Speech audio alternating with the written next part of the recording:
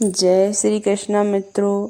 आज हम जाने कि मेघनाद की मृत्यु कैसे हुई और मेघनाद को कौन मार सकता था और उनकी पत्नी सुलोचना अपने पति का शीश लेके राम के पास क्यों गई। रामादल में एक पतिव्रता नारी की परीक्षा कैसे ली गई और फिर सुलोचना का क्या हुआ, देखिए यह वीडियो। लेकिन देखने से पहले वीडियो को लाइक ज़रूर करें और इस चैनल को सब्सक्राइब कर लें।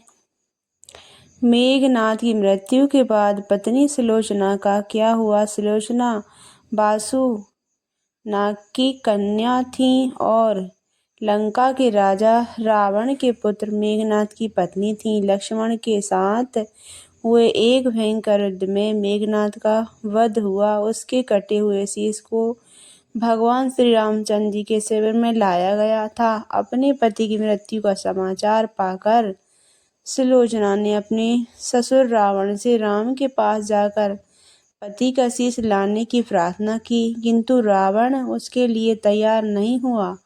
उसने सुलोचना से कहा कि वह स्वयं राम के पास जाकर मेघनाद का शीश ले आए, क्योंकि राम पुरुषोत्तम है, इसलिए उनके पास जाने में तुम्हें किसी भी प्रकार की भय नहीं करना चाहिए।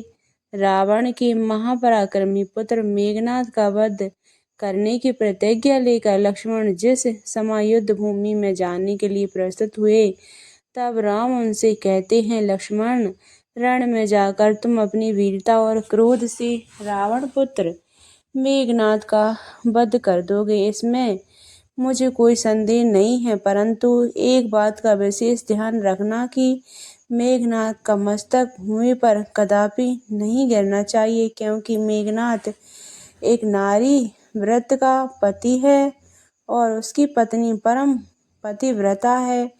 ऐसी साध्वी के पति का मस्तक अगर पृथ्वी पर गिर पड़ा तो हमारे समस्त सेना का विध्वंस हो जाएगा और युद्ध में विजय की आशा त्याग देनी पड़ेगी। लक्ष्मण अपनी सेना लेकर चल पड़े। संग्राम भूमि में उन्होंने वैसा ही किया। युद्ध में अपने बाणों से उन्होंने मेघनाद का मस्तक उतार लिया, पर उसे पृथ्वी पर नहीं गिरने दिया। हनुमान उस मस्तक को रघुनंदन के पास ले आए। मेघनाद की दाहिनी भुजा आकाश में उड़ती हुई उसकी पत्नी सुलोचना के पास जाकर गिरी। सुलोचना चकित हो गई। दूसरे ही क्षण अत्यंत दुख से व्याकुल होकर रोने लगी, पर उसने भुजा को स्पर्श नहीं किया। उसने सोचा, संभव यह है कि भुजा किसी अन्य व्यक्ति की ना हो। ऐसी दशा में परपुरुष से स्पर्श का दोष मुझे लग जाएगा। निर्णय करने के लिए उसने भुजा से कहा, यदि तू मेरे स्वामी की भुजा है तो मेरे पतिव्रत की शक्ति से युद्ध का सारा वृत्तांत लिख दे। भुजा ने दासी ने लेखनी पकड़ा दी। लेखनी ने लिख दिया, हे प्राण प्रिय, यह भुजा मेरी है।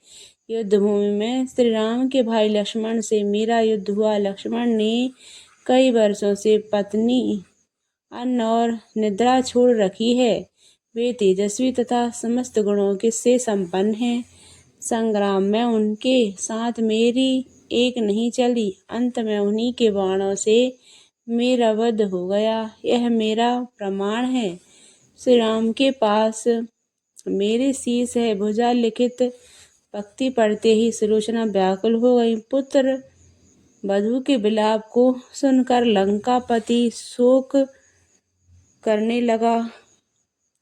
पुत्री, प्रातः होते ही सहस्त्र मस्तक मेरे बाणों से कटकर के पृथ्वी पर लौट आएंगे। मैं रक्त की नदियां बहा दूंगा। विलाप करती हुई सुलोचना बोली, पर इससे मेरा क्या लाभ होगा। सहस्त्र क्या, करोड़ों शीश भी मेरे स्वामी के शीश के अभाव की पूर्ति नहीं कर सकेंगे। सुलोचना ने निश्चय किया कि उसे अब सती हो जाना चाहिए, किंतु पति का सब तो रामदल में पड़ा हुआ था, फिर वह कैसे सती होती। जब रावण से अपने पति का सिर लाने का कहा, तब रावण ने उत्तर दिया, देवी तुम स्वयं ही रामादल में जाकर अपने पति का सब प्राप्त कर लो। जिस समाज में बाल ब्रह्मचारी हनुमान, परम जितेंद्र लक्ष्मण तथा एक पत्नी व्रत भगवान श्री राम विद्वान है, उस समाज में तुम्हें जाने से डरना नहीं चाहिए। मुझे विश्वास है कि इन स्तुत महापुरुषों के द्वारा तुम निराश नहीं लौटोगी।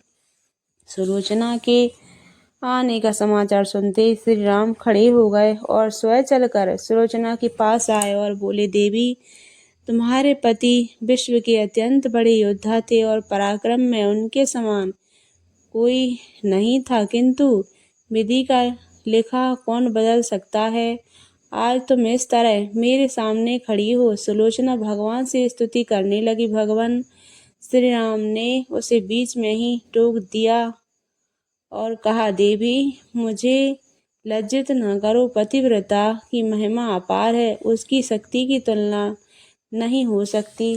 तुम परम सती हो, तुम परम सती तत्व से तो विश्व भी थक जाएगा। बताओ मैं कि तुम्हारी किस प्रकार सहायता कर सकता हूँ। सुलोचना ने आंसू पोंछकर नैनों से प्रभु की ओर देखा और बोली, राघवेंद्र, मैं सती होने के लिए अपने पति का मस्तक लेने के लिए यहाँ पर आई हूँ। श्री रामचंद्र जी ने शीघ्र ही मेघनाथ का शीश मंगवाया और सुलोचना को दे दिया।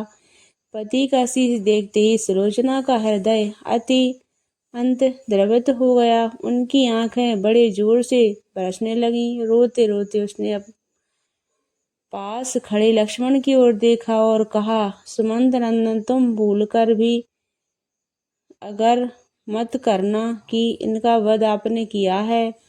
मेरे स्वामी की धरा सहाय करने की शक्ति विश्व में किसी के पास ना थी। यह तो दो वृतांतिया नारियों का भाग था।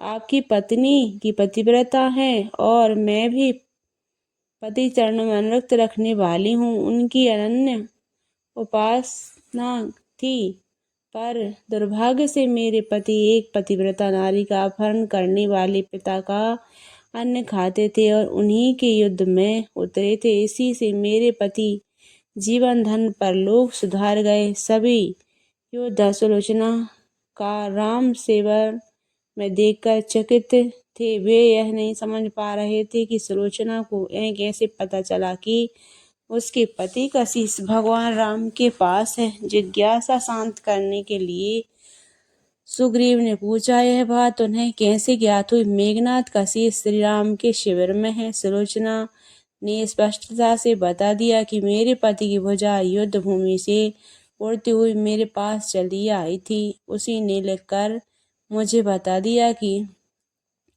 व्यंग भरे शब्दों में सुग्रीव बोल उठे, निसंपल भी हंस सकता है। श्री राम ने कहा, व्यर्थ बात मत करो मित्र, पतिव्रता की महिमा तुम नहीं जानते।